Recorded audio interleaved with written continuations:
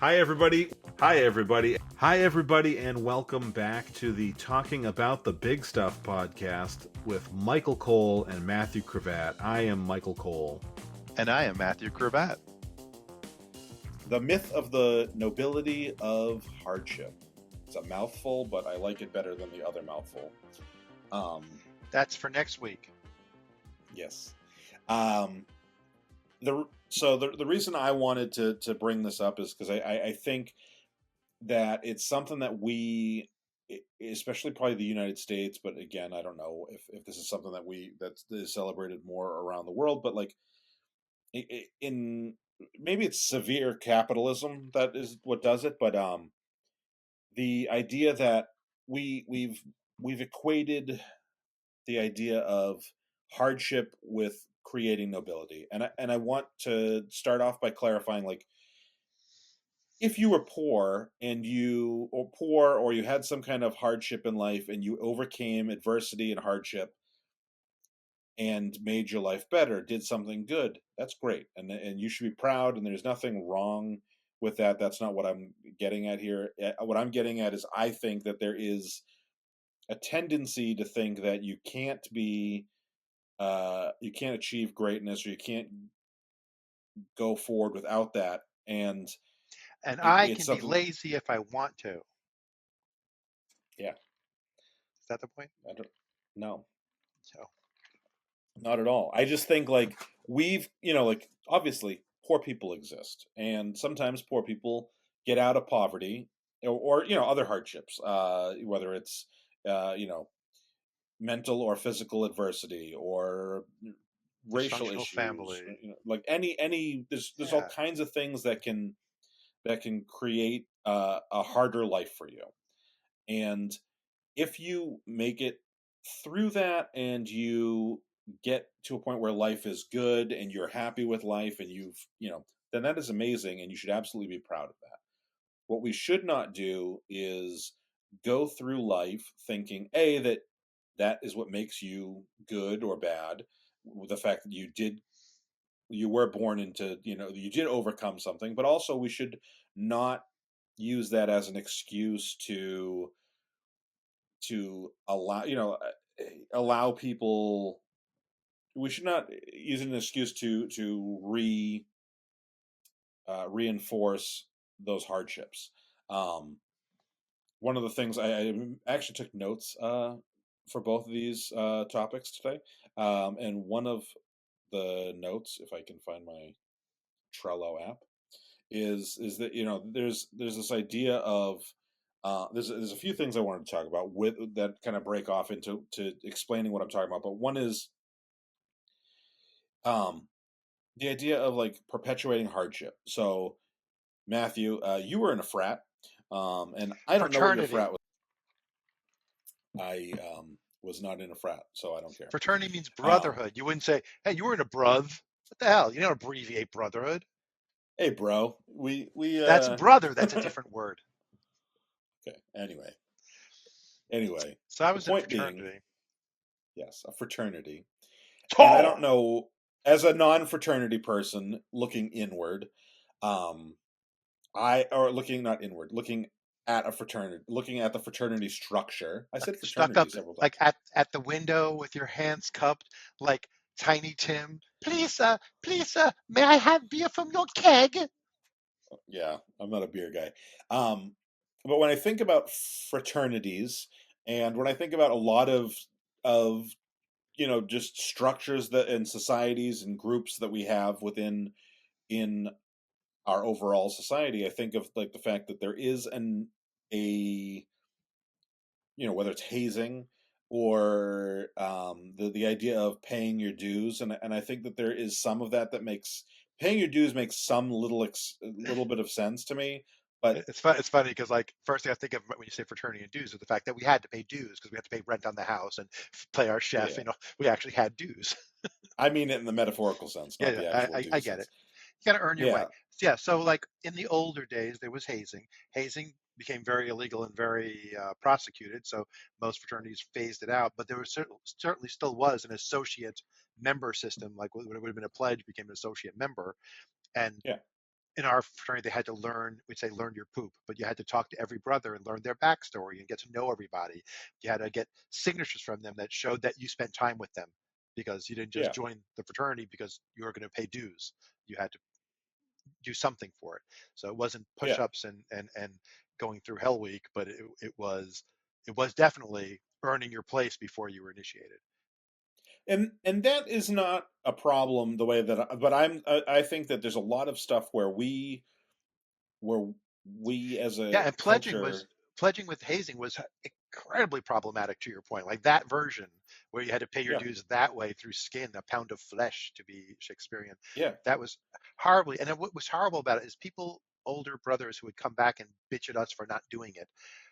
Their defense of it was like they'd compare it to the military. And I was like, bro, in the military, they're breaking you down to not see people as humans so that you're willing to kill them. They're breaking you down so you have no sense of self, so you'll follow orders even if it leads you to your death. We're trying to make friends. Like, that's not what we Yeah. should be doing. Yeah. And I think that there is, the idea of people looking at the next generation, whether it's in a fraternity or anything else, and be like, oh, they don't have it as hard as I do, or and not that we have to get into like a super political side of it, but like I look at the argument that comes up a lot with student loans. Mm-hmm. The argument that you see all the time is, I paid my student loans. Why shouldn't you pay your student Yeah. loans? Like, And that's an insult to me. and it And I comes with look that at, heavy dose of not knowing what the current reality was. Like, I paid a dollar sure, 50. Why don't you pay the 5,000 you're being asked to pay? Like they don't yeah, see the but I changes. agree with you But I completely. agree But both ways. I mean, it's a double dose. It's not only the you should suffer like I suffered, but it's not even. It's right, also not acknowledging that I'm actually asking you to suffer 100 times worse than I suffered. I'm not even asking you to do what I did. right. And but on top of that, you get the fact that like when with my answer to that always is I have family members who've died of cancer, and I have family members who've died of Alzheimer's. And if they came If up you with a cure respected for them, cancer or a cure for Alzheimer's, I wouldn't be like, you can't fucking release that to the public because my person died from that. I would be like, I wish this had been around earlier. I wish this had been the solution before. And we look at a lot of society as like, whoa, whoa, whoa, whoa. If it was good enough for them when they had rickets and right? malaria and or I don't know. I'm Yeah, naming old timey stuff, rickets. but I think they're all Rickets. Malaria is not current. old timey. Malaria still exists. I mean, there's good medicines for malaria. So if you're Yeah, yeah, traveling to you know what I'm malaria saying. areas, you can take a atovaquone. You could take Malarone. But yeah, your point is I well think you taken. made that shit up. I think those are I fake. worked for a pharma company, baby. 20 years in Yeah. pharma. I know my drugs. And I was gonna say I have a cute pharma story to that point. Glaxo Smith invented a drug called Zofran, ondansetron hydrochloride, and there are a lot of drugs like it now, but it was the first in its class. And what it was a really powerful, what it is a really powerful antiemetic. In other words, it stops you from being nauseous and throwing up. And it was intended originally for post-operative nausea and vomiting from the anesthesia, but mostly for chemo and radiation therapy. And the story went around about like a sales rep who was visiting a cancer ward, and one of the older nurses bitched to him that, oh, your drug, man, the young nurses don't know how good they have it. Because when I was a young nurse, this word was just vomit wall to wall. Everybody had a pail next to them. They were throwing up all the time. And now it's a rare occasion that someone throws up because everybody gets Zofran. And, Yeah. but it was like almost wistful to, they should go through what I went. They should have to go through it like I went through it. Yeah. And there's an incrementalness to that where nobody would say, oh, they don't have to live with the Black Plague anymore. Like, we don't have the plague, like, because But people do because say that today, though. People who like to call I'm them hanging out in vaccines. the right Yeah, circles if but I've never people who heard that. people but people who are anti-vax want their kids to get the Yeah. measles because they don't Well, know how bad it can be. They only know the cartoon version. You get some scratches and sure. and and it's because, like the Black Plague, it's not around them to see what it's like to have Right. it. So they think that kids today should go through it. You know, and That's, yeah. it's a lot of survivor fallacy. They're like, oh, like kids. When I was a kid, people had it, and we're all fine. No, some people died. You're just not counting them because they're not around anymore to tell their story. Yeah.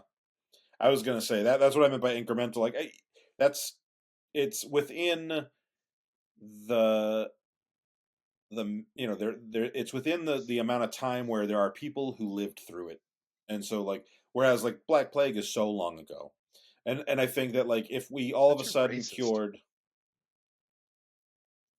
isn't it called the Black Plague? I know it was the plague, but like it was technically it's not racist. Where Oh, was you under the mean the White Plague? bubonic plague? I thought you were being metaphoric. I'm sorry. Isn't that what it's called? Bubonic, but Yes, wasn't it called the Black Plague in a lot yes, of? it was. I'm just being mean to you. And it wasn't a racial thing. No, Anyway, you get, I think, black dots on your skin, like you break out in like a rash. hey, I just realized that since this is week 3 live streaming, and we I don't know if I've done it or not, but the So Anyway just came back because I was like, all right, let's move the fuck on. I'm gonna edit this Uh, I don't know if I want to edit it. I'm just you're just ribbing me too quickly. for Um, it's for yeah, her greater pleasure. yeah. Um, okay, so I have that on there as far as the perpetuating hardship. Um, the other I thing I think. want to talk about. Go ahead. Go ahead. So no, you had something, No, I was gonna and say. I'm going to switch. I think it also play. I'm switching a little bit. I'm evolving. Sure. I think it also plays into the myth of the meritocracy. There's an aspect of that, of like the nobility of, well, if you go Yeah. through this, it's better, and it kind of implies that someone, should be able to, that you should be Yeah. able to work hard and overcome your obstacles, and if you don't, that's on you, rather than the fact Yeah. that there are too many hardships to get through. Sure, and I agree with that. And I think, and at least the two of us. I don't know about Alex, but the two of us are both Who's atheists, Alex? and so he's our mystery producer who we can hear. He's the voice in our head, our collective head that isn't in the audience's head.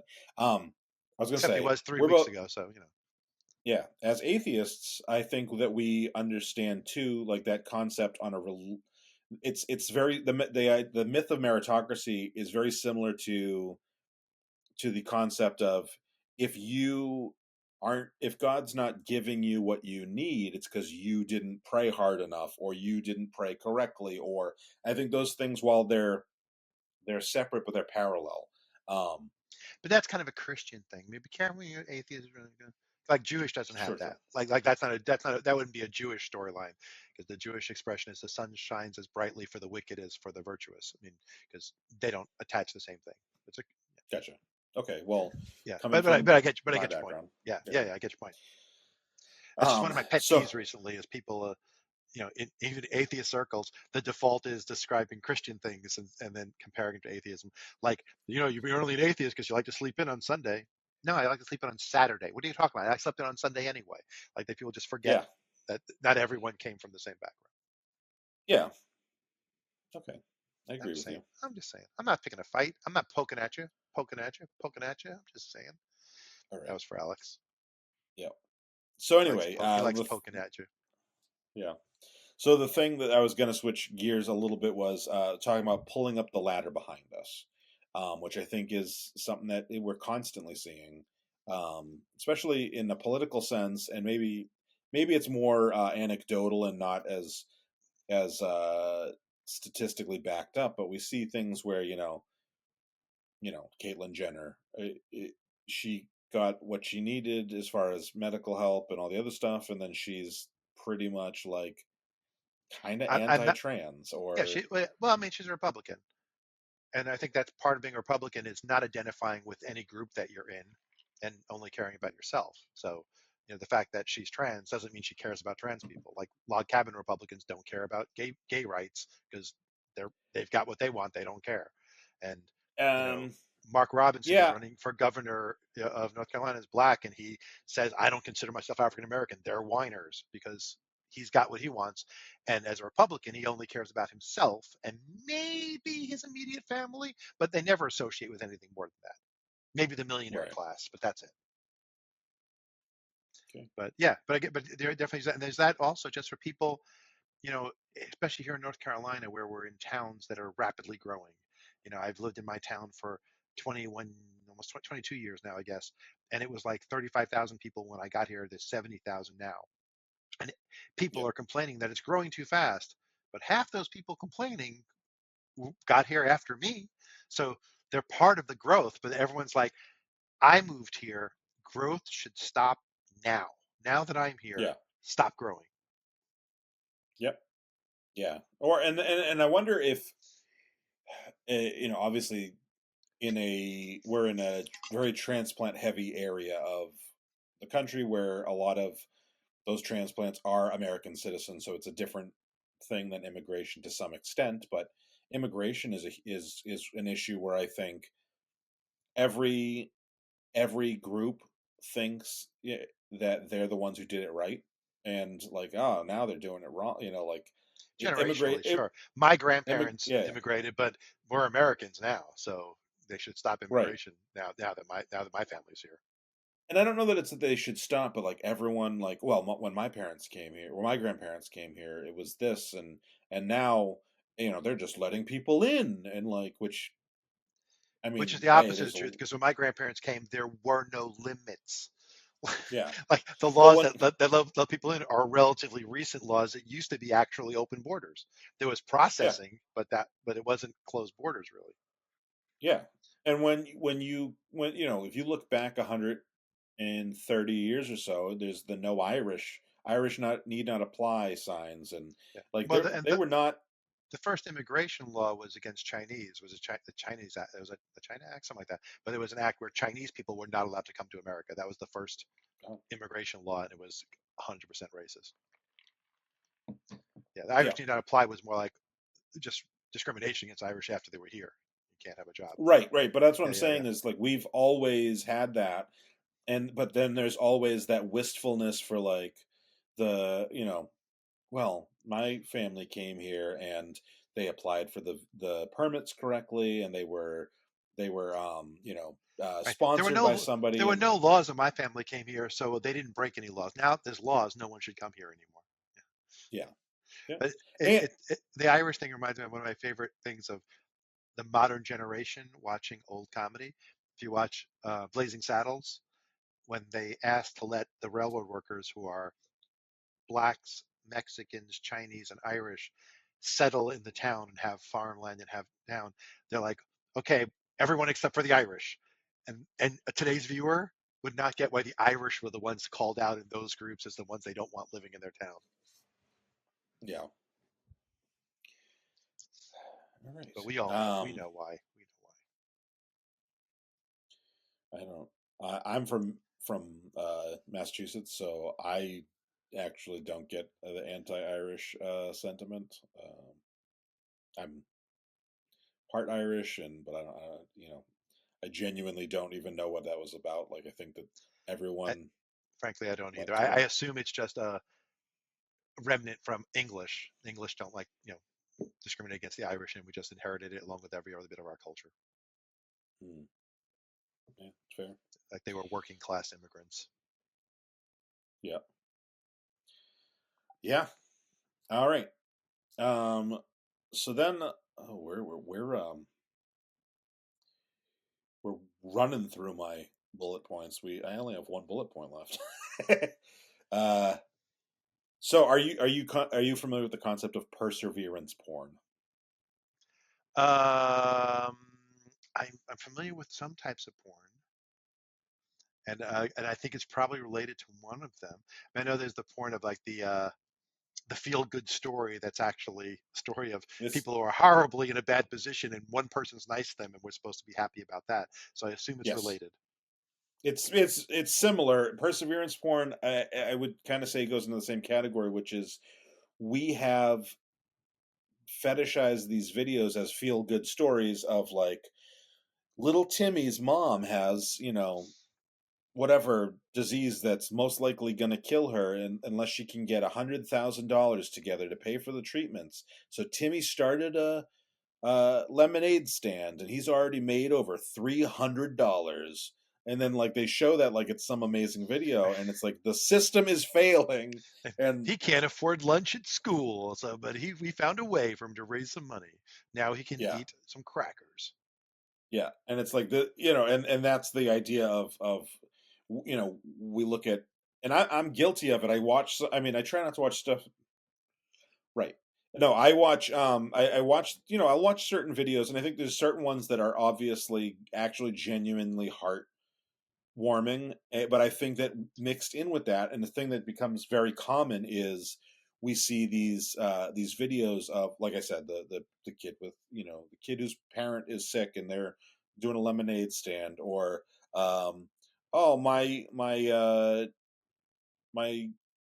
you know car broke down, Yeah, so I did the janitor to the school who they find out walks 3 miles to the school every day, and the town comes together and raises the money to buy him an old used car so he can drive to work. yeah. And like Yeah, it instead of definitely it's a heartwarming story and it's a wonderful story, but it's predicated on late stage capitalism is a failure. mhm, yeah. All right. Again, we've run through another project bullet point. Look, say something I can argue Um, with. I'm just so right A that lovely we're. drink from my cravat attack cooler. Oh, so speaking of Cravat Attack, which is no longer is defunct now, but Yes. Brooklyn Brothers. I saw It's Brooklyn some Brothers food review. I just make sure the whole name's there because there's Brooklyn other Brothers food Brooklyn Brothers review. YouTube channels. You know, there's other Yeah, guys yeah. who are brothers. I wouldn't want to call a fraternity a frat. Right. Brooklyn. I saw that you and your brother got wings from Apex Wings the other day, and I was like, We "Oh, Sarah, did. this is what I want for dinner." And I think we're getting that for dinner tonight. Uh, I don't know. I haven't talked to her about it actually, but um, It's funny because I yep, just watched. Have you ever watched Tasting History on YouTube with Max Miller?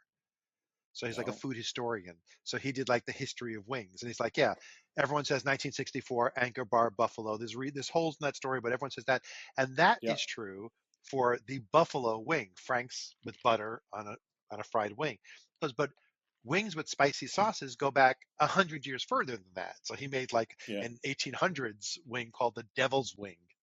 He said like, yeah. and the term devil was this, he said commonly used then for anything you spiced up, like spicing it was made it called deviled.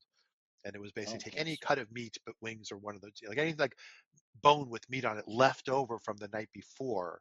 Here's a way to plus it up. You know, it's like make a little mixture of mustard and spices and cayenne and broil it so that you make a wing. So what he made looked really tasty. I want to make it. Yeah, that sounds good.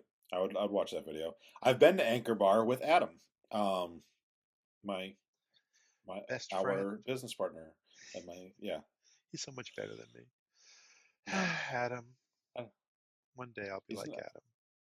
I was gonna say our business partner. I wasn't gonna. I just want to make him feel The, good. the, I want to make him know that he's yeah. number one. Oh yeah, yeah. That's really nice of you to assume that he's listening to this episode.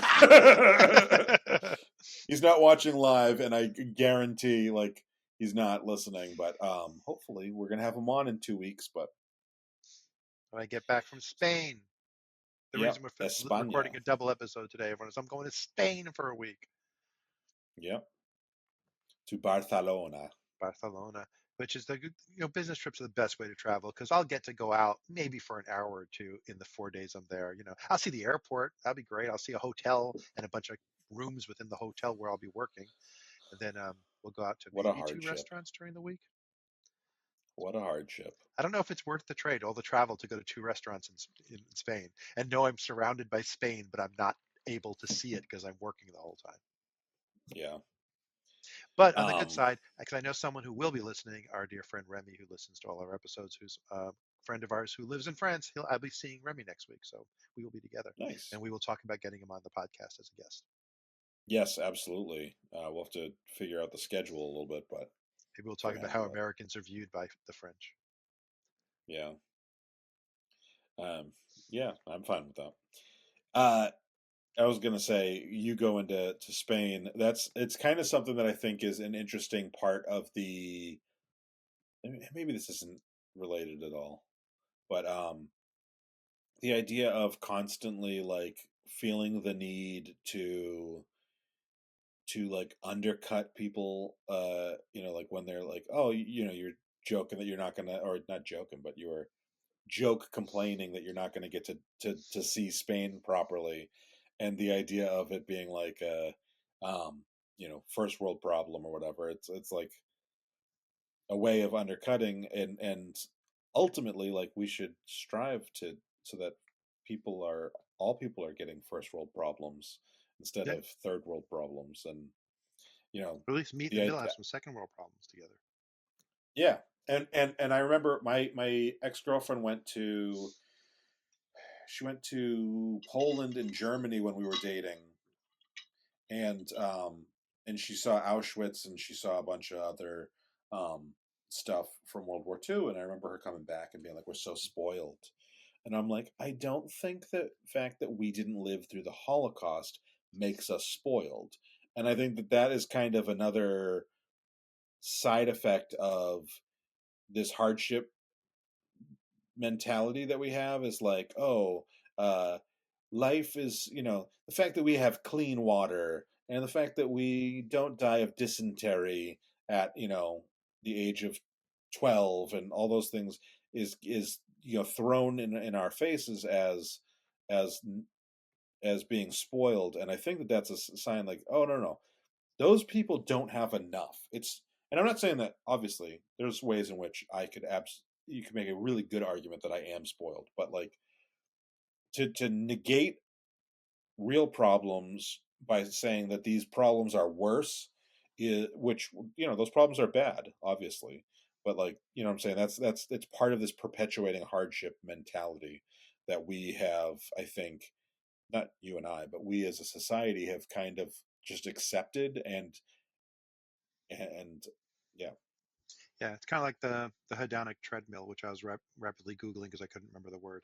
But it's like that. No matter what your ups and downs are, whether they're the Holocaust or their first world problems today, your baseline happiness ends up being the same. Like you end up being just as happy and just as sad, regardless. That's why, like, yeah, people take their lives who are rich and famous because they have just a different set of problems. And you imagine if I was rich and famous, I wouldn't have any problems, but you just have a different set of problems, yeah, and your eternal level of happiness doesn't change from it, regardless of yeah, mental health issues. I mean, but I'm just saying, like, how happy you yeah, are in your life. You think if I had this, I'd be happy. And then you get this and you're happy for a while, but then that becomes normal. It becomes a new baseline yeah. and you're still happy, not happy. I think that, yeah, I've never thought of that way. I've thought about it more in terms of money, where if you make $50,000 a year, you live at fifty thousand Yeah. dollars a year, and then you You get to always two think hundred 10 thousand more than you dollars a have is year, what you want.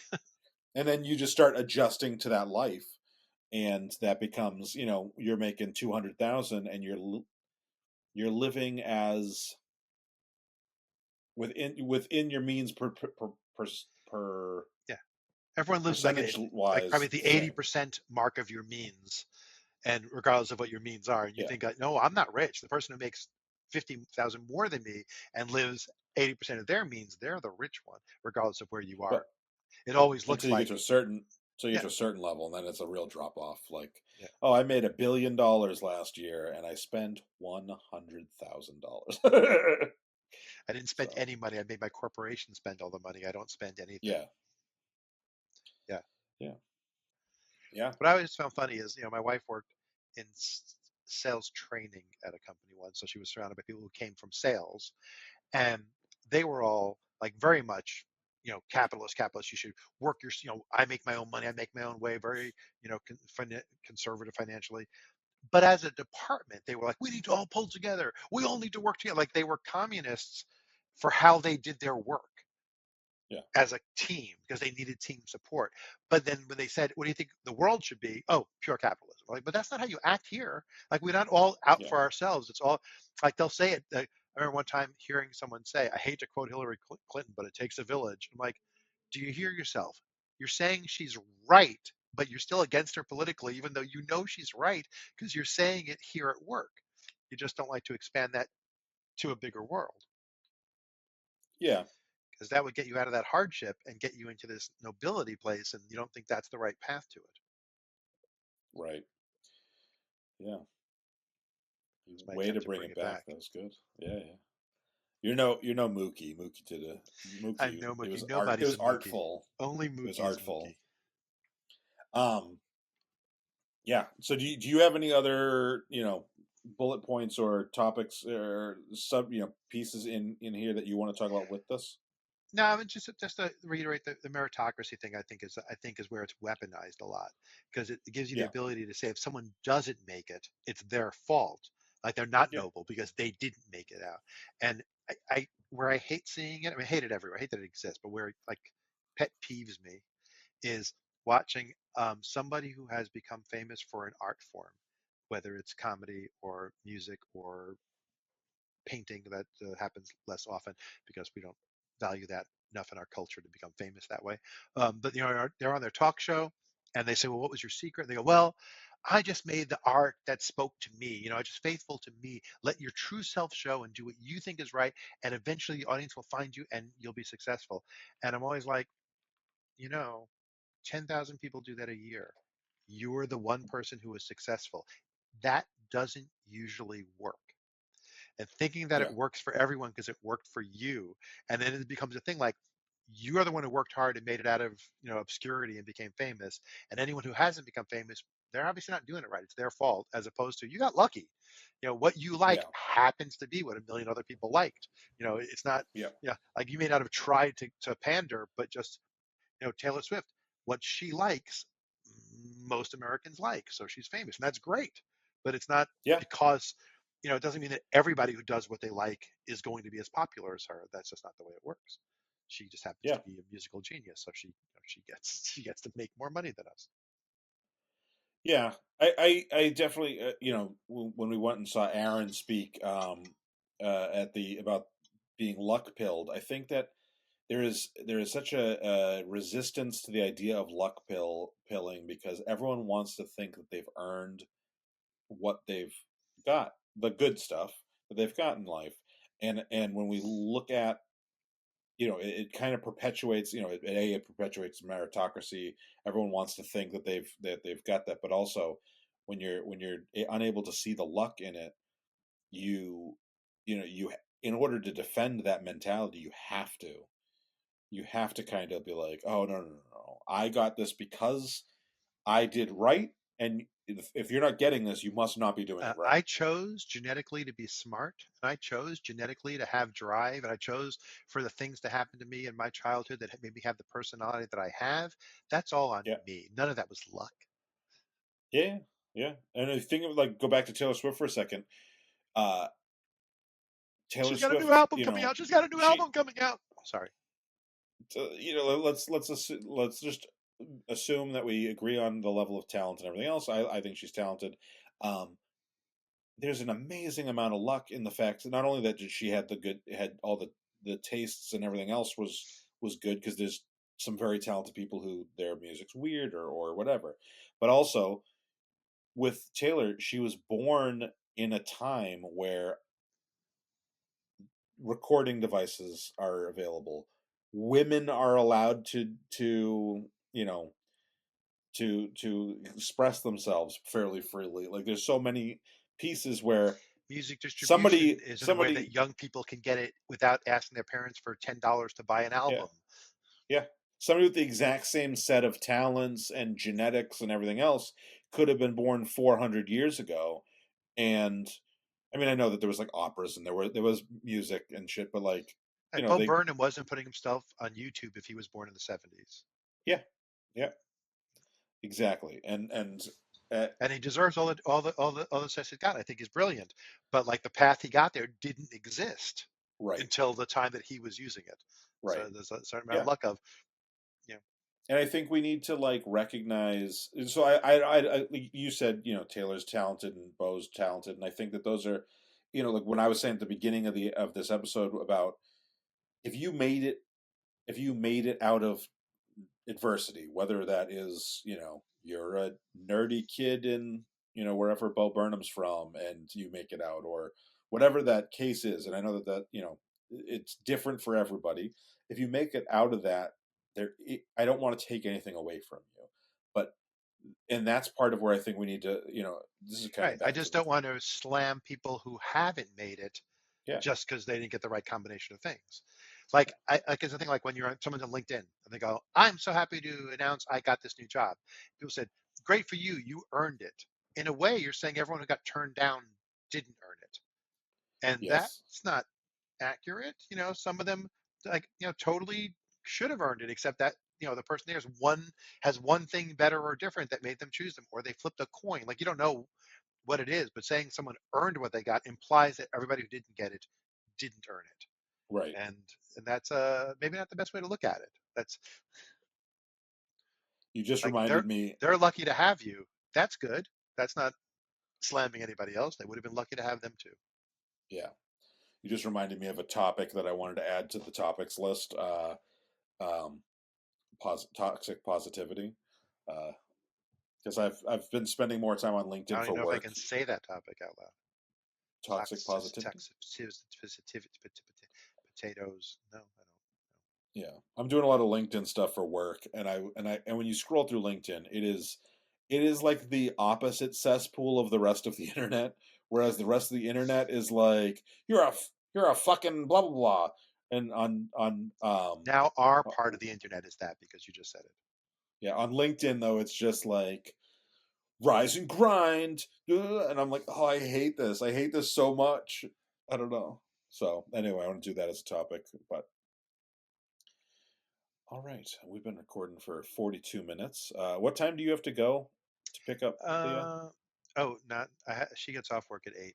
So Oh, okay. Um, Trying to think. I don't know if we should stall till you have to go, or if we should we try to like. can end this stream and start a new stream at 8:15. Yeah, that's a good idea. Well, I But don't you want can to go go eat. too late though. Yeah, yeah, that's a good point. I don't know if Sarah's ordered the food or what we're doing. I'll text her. Um, well, Apex Wings. Apex Wings. Everybody else, go check out Brooklyn Brothers Food review of Apex Wings in Apex, North Yeah, Carolina, while we're yeah. figuring out if All that's what he's going to eat. yeah. Also, Sarah texted me today at work, and she was like, "What is Matthew's YouTube channel for his cooking channel?" And I was like, "Oh, it's CK's Kitchen," and I found it and sent it because unfortunately there's like a decent amount of CK's Kitchens. Yes, it's hard to find. You gotta throw like another word in there that we Well, can that's why it's add. CK's Kitchen Channel. It's specifically, I always Oh say yeah, CK's Kitchen Channel is what I say, because that's the name of the channel, and that's what will find it, having the word channel. yeah. She was recommending it to a friend at Why? work, Why would anyone do that? well, she said that she likes cooking channels and stuff, and then Sarah was like, I would have recommended the podcast, but she's very Christian, and I was like, yeah, probably not a good idea to be recommending this podcast to your coworkers. My husband does this podcast, so Next week's episode is about how I like it in the ass. no, I don't like it in the ass. For the people For those of you watching playing on at home, stream right now, Alex just said that he was clipping. So Alex can make clips of stuff, and he's going to clip Matthew saying that he likes yeah, it in that's going to be Alex's ringtone. the ass. Yeah. All right. Why don't we? Since we are making a recording right now, still, not just the live stream, but so if you're watching live right now, whether it's on Facebook or it's on YouTube, please subscribe or like that channel that you're on. If also likes are helpful, if you want to give us any likes, I can see that we've got 0 likes on Facebook. Um, on YouTube, we've got 3 views. I don't know if I'm not one of them. So, um, are we still going live on Facebook? It looks like frozen on my screen. Whatever. Um, anyway, uh, if you're listening to this pre-recorded, please go on to your podcast app of choice and give us a like or a thumbs up or whatever, whatever, 5 stars, whatever your options are. You can also subscribe or follow, whatever. If you want to support us monetarily on Apple, you can also subscribe for $1, and that gets you the episodes 4 days early. And if at some point when we start getting ads, you will get the ad-free version. Go ahead and subscribe on Apple, and the more people that subscribe, the faster we'll get ads, and then it'll be a benefit to you to be subscribed. Yeah, yeah. if you're watching on YouTube, not on live stream, but you're just watching on YouTube in general, go please like and subscribe there. Ring the bell.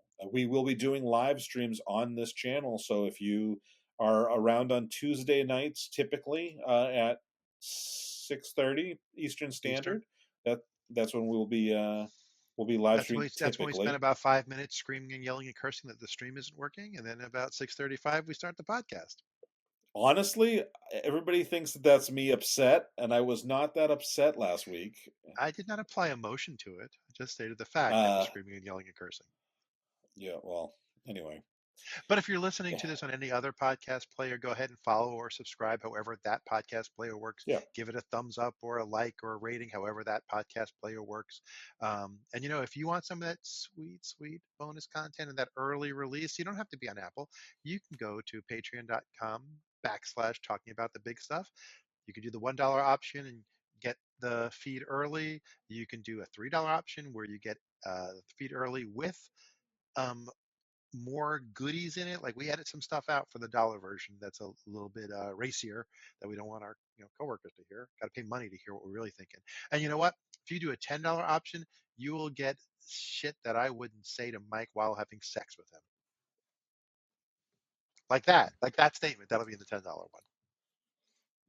Yeah, I don't know. We'll see. It depends on what I feel like when I'm editing. All right, Matthew, Feels like having sex with me. you got any last words on this particular topic? Just want to thank everyone for being with us to talk about the big stuff. I know it's not easy for you to be here, but you were here and you are noble for it. The preceding podcast has been a Chocolate Diamond Media LLC production. Copyright 2023, all rights reserved.